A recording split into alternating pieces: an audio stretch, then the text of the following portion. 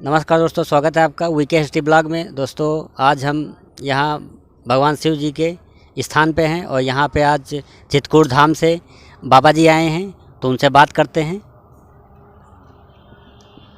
देखिए, चित्रकूट धाम वो है जिस समय भगवान श्री रामचंद्र जी को 14 वर्ष का वनवास हुआ, तो भगवान श्री राम लक्ष्मण और सीता जी सहित जब वहाँ से अयोध्या नगरी से चले तो पहुँचे पहले कहाँ, प्रयागराज। जब प्रयागराज पहुँचे तो प्रयागराज में गंगा को पार किया। जब चित्रकूट पहुँचते हैं तो चित्रकूट में भगवान राम कहाँ पर पहुँचे, स्फटिक शिला में। स्फटिक शिला में जब पहुँचे वहाँ पर, तो वहाँ पर कुछ समय तक निवास किया। इसके पश्चात वहाँ पर एक मत गजेंद्र नाथ स्वामी एक राजा थे वहाँ के।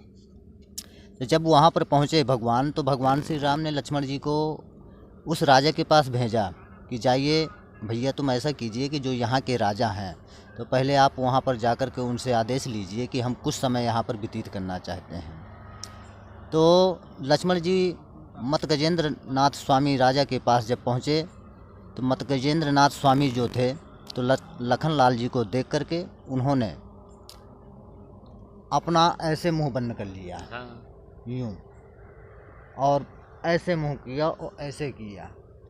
जब ऐसे किया तो लक्ष्मण जी समझ नहीं पाए कि वो क्या कह रहे हैं, लेकिन वो बोल नहीं रहे हैं।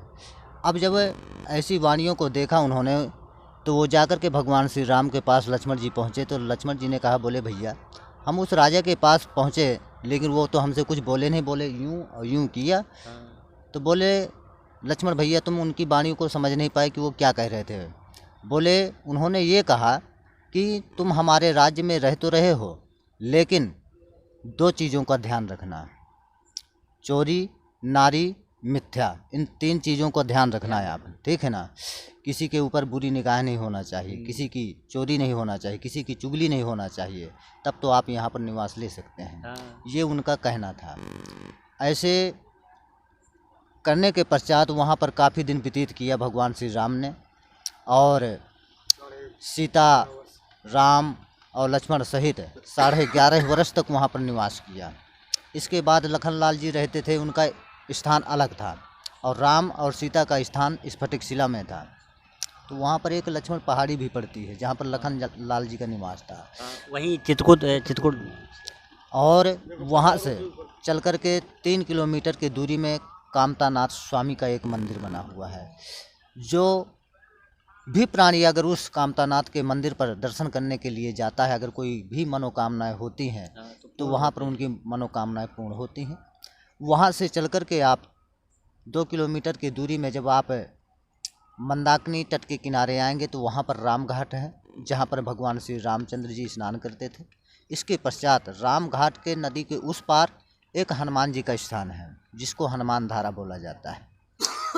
और इसके पश्चात जब वहाँ पर 11 साल निवास किया, तो भगवान राम से मिलने के लिए भरतलाल जी चित्रकूट आए थे। जब चित्रकूट आए थे तो सभी तीर्थों का जल लेकर के वहाँ पर भगवान राम से मिलने के लिए आए थे कि हम अपने भैया को अपने घर वापस अयोध्या ले चलें।